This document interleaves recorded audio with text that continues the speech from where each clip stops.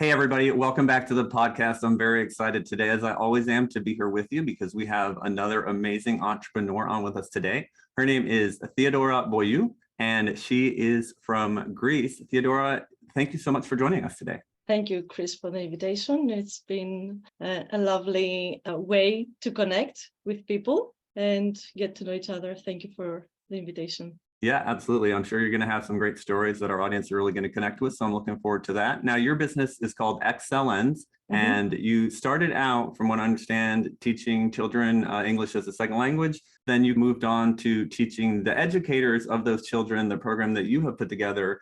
And now you're helping educators put together their own programs. Exactly. That's the exact journey. So I started 26 years ago. I have my own language school in Greece. So I started teaching my young learners, and I experimented with lots of stuff because I love experimenting, and I know that students love learning through experiences. So I always involved experiences in their learning. And while I was studying and trying to look ways for my courses and my programs, I became a teacher trainer.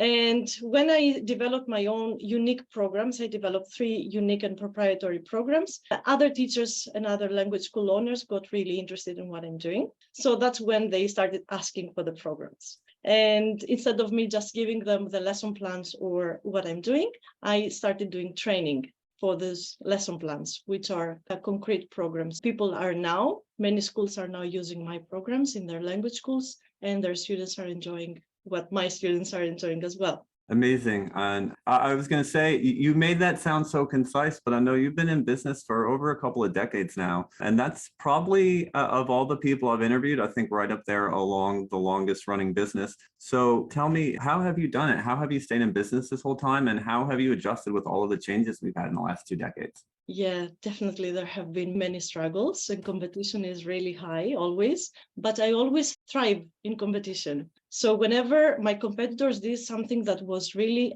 pushing me and putting pressure on me, I always, instead of feeling rejection or staying in that state of not enoughness, I always said, okay, what am I doing now? What's my plan B? And I always did a slight pivot, and I always tried to change and improve and work on myself. So growth is my main goal in life, how to grow, how to become a better person initially, and an educator, of course. And so while I was struggling to find other solutions, I would find them because the struggles make you grow, right? Yeah. And there have been lots of them on my journey as a teacher and in my personal life. So when I was working on myself and trying to get out of my way, because mainly for all of us, this is the main obstacle. It's us. We are our main obstacle. We are the main issue in everything we're doing. So I started working with coaches. I started doing self-development.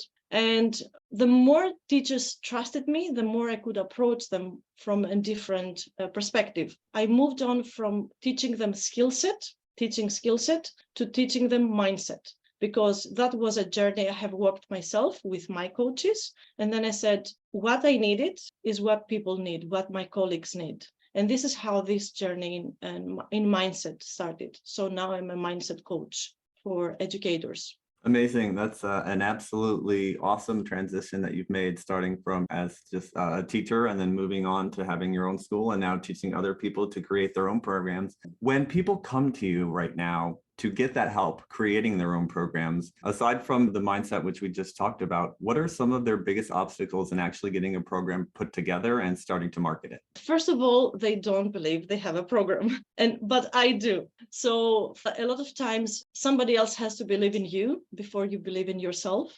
So they usually come to me to work on confidence or things like that, or personal issues. But along the way, while working together and while we're removing limiting beliefs, they realize that they have some kind of content which can now be structured in a different way and make their own unique recipe that can either students or parents or other colleagues. And so now I work with doctors, I work with teachers and doctors who are in education. So I work with doctors who want to train their patients to take ownership of their life, which is very similar to what we're doing as teachers, training our students to take ownership of their life. So while I was working with educators and they kept saying, I'm not good enough, I'm not confident enough to talk to the parents of my students, they realized that they had some gems in their past. So I just took them into their past, turned on the lights and showed them, and they saw what they had in them. So we collect those pieces, which is the pieces of their own puzzle. And now, after working with me, they collect the pieces and they start structuring their own signature program, which is unique to them and unique in the world.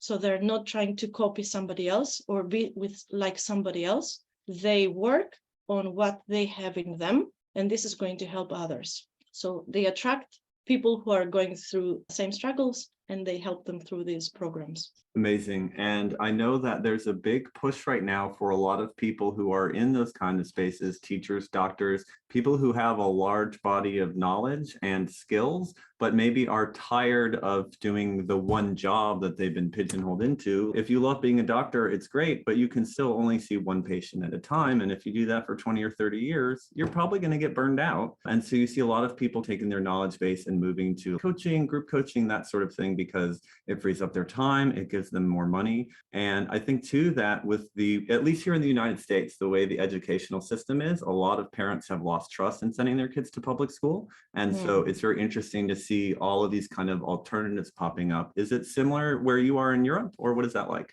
It's not similar because in Europe, like in Greece, we don't have the option of not sending our kids to public school. Like everybody has to do it. And so they don't have an option. And at the same time, educators don't have an option of doing something they love, bringing it into their classroom, because they have to cover certain, like have to follow the curriculum. So it's very difficult. But in language schools, again, they have to follow a certain curriculum so that they can prepare the students for the language exams. But for me, that was different.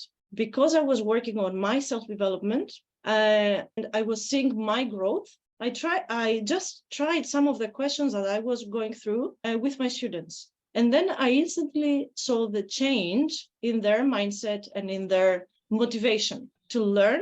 And they start asking me to close the books, the regular books, the course books, and start doing this stuff. So we kept working deeper and deeper. And through that, we developed the program. I developed the program. So this is my lab.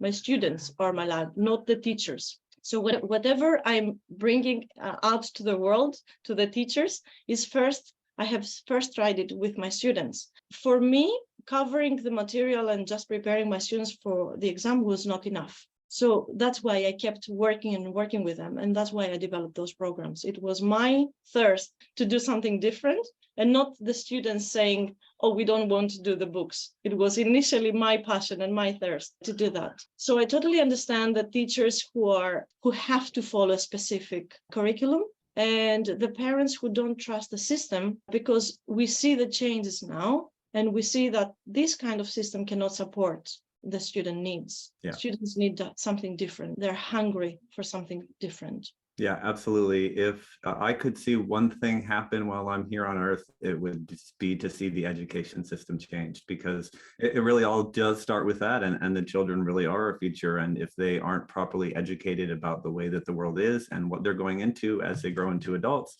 we're all going to be in not such a great place. Yes. And my vision is, because I truly believe that change is going to come through education. It's not going to come through politics or through technology. It's going to come through education. So it's up to us educators to start working on ourselves first, to see our growth, work within, like our inner momentum, grow our inner momentum, so we can support our students on their social and emotional journey. Absolutely. And then they're just going to thrive academically.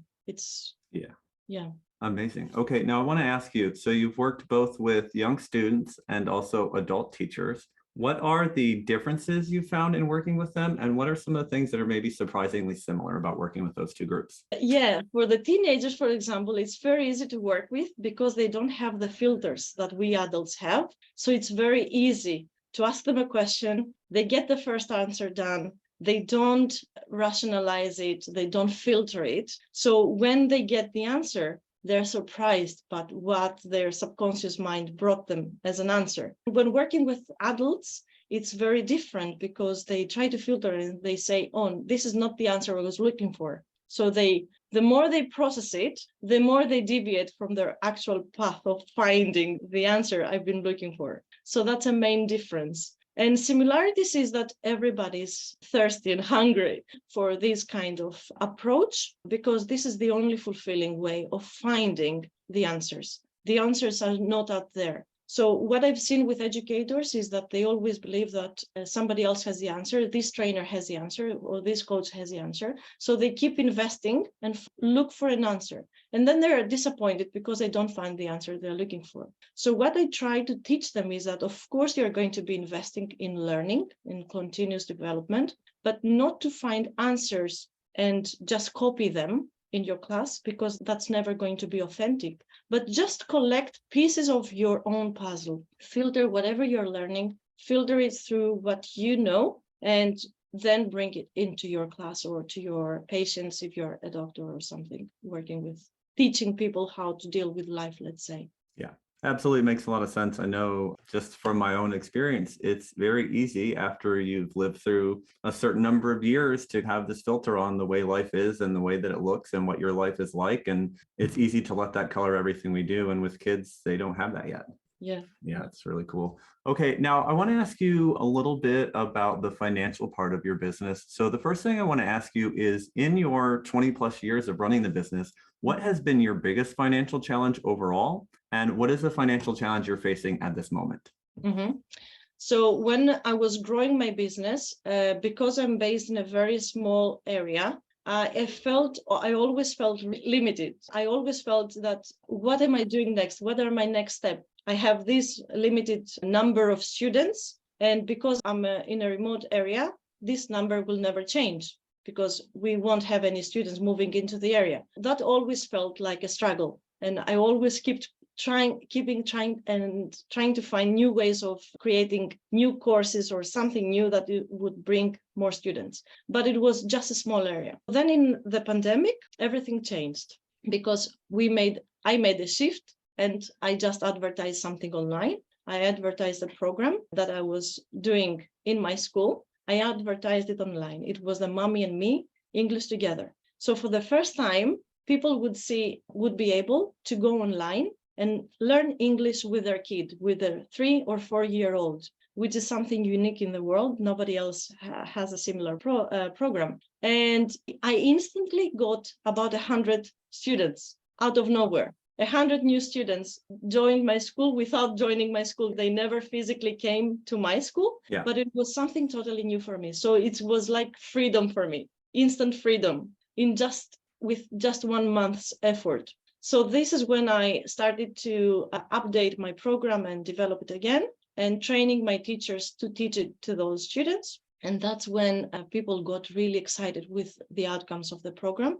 3-year-olds learning English with their mom, and they saw the result of the bond they created with each other, because they work together in class as classmates. So the parent is not the facilitator for the student to learn English, but is the student's classmate. So at the same time, I was training the parent in that very crucial period of their kid's life, which is below 7. So 0 to 7 is the imprint period where the kids absorb as sponges, everything so everything the mother tells to the kid at that age is absorbed, and it becomes a program. So I found a way to intervene in this programming and make some changes, because I built trust and I built rapport with the parent. So the parent then followed my instructions lesson by lesson throughout the year. They followed my instructions before the lesson, how we prepare for the lesson, what to expect. And then after the lesson, the learning outcomes and how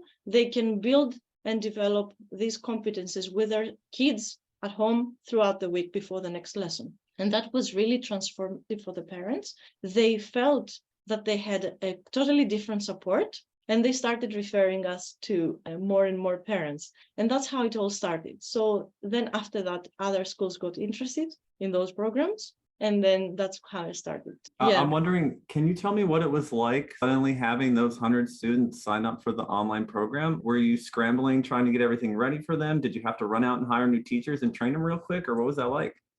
Yeah, I actually had started training the teacher, the one teacher who would teach those students. And it was very easy for us to find, because I was already experienced in that kind of structuring and finding a schedule for the students. So the most difficult part for me was to connect with the parents and build trust over the telephone. That was the most difficult because I hadn't done this before. It was usually people coming physically to my school, looking at the environment of the school, connecting with me from heart to heart. It was really easy for me to connect with people. But through the phone and trying to build trust in a 2-minute call, that was a great challenge. But people just trusted me mainly because they had to stay inside. So they had to find a way to do something with their kid to keep their kids busy. So I think that was a struggle, and the easy part as well. Everybody was having this difficulty of having to stay inside, but for me, it was a new era in my business. Yeah, definitely the right time for a lot of businesses to either increase their online presence or switch to online completely. Yeah.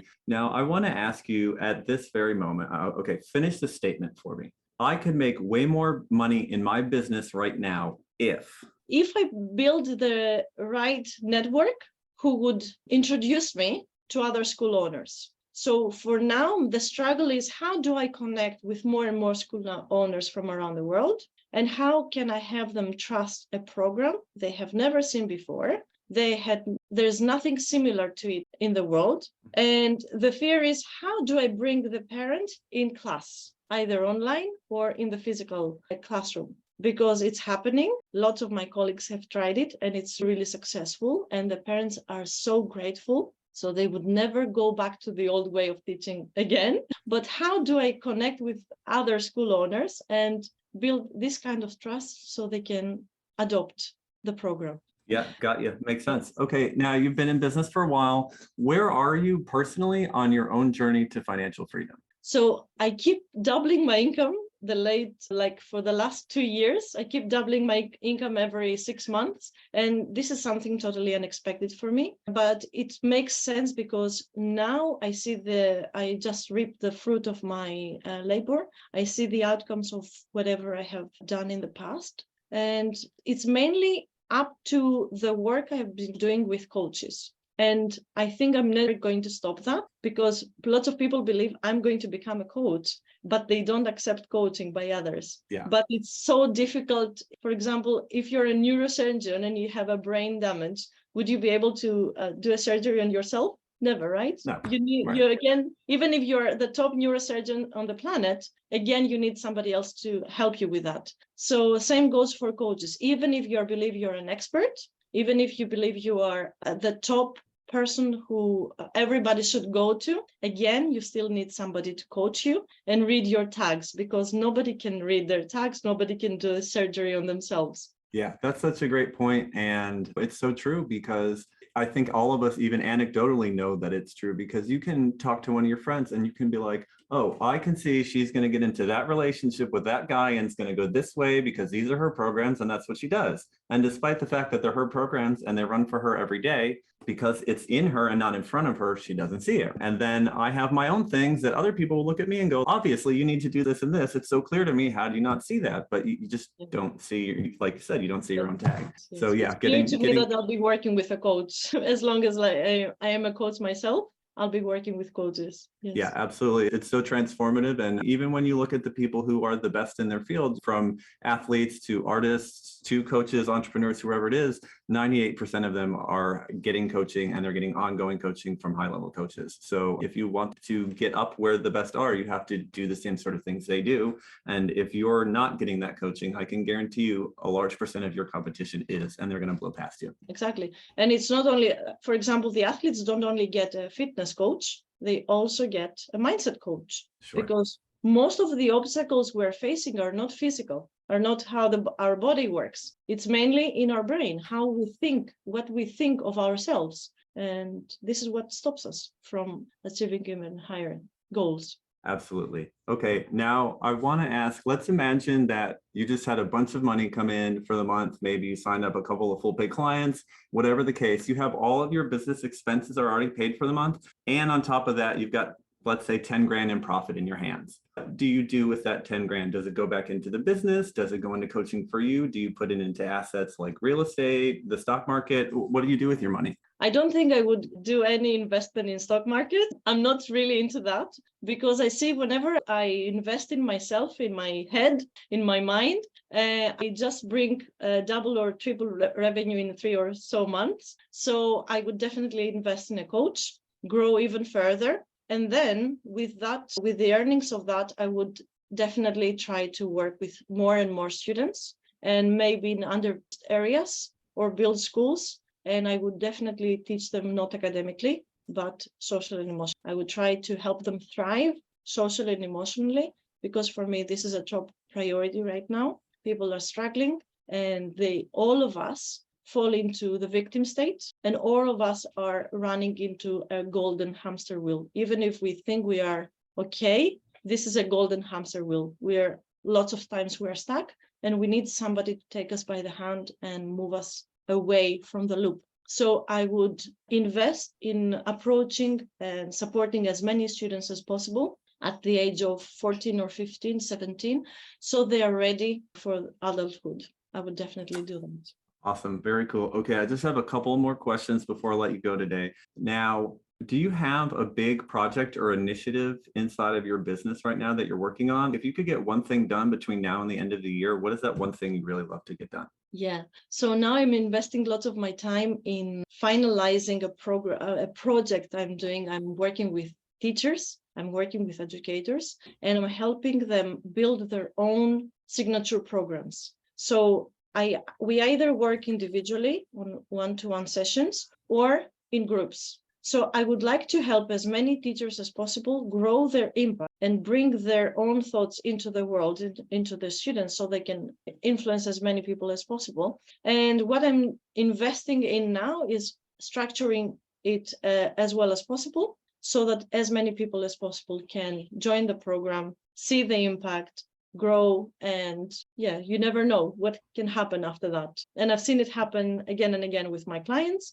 so I would like to see it with more and more people. Yeah, that's wonderful. And you're doing absolutely great work out there. So keep it up. Now, for all the rest of the entrepreneurs out there listening to this, if you have one piece of advice you could give them or some parting words, what would you want to say to them? Yeah, I would say networking is really important. And chatterbox, talk to as many people as possible. And my 3 I's for connecting and networking with people is invite, involve, integrate. So invite them to your world, whatever this world means. Could be in LinkedIn, could be in Facebook, in wherever you are. Then involve them in what you're doing.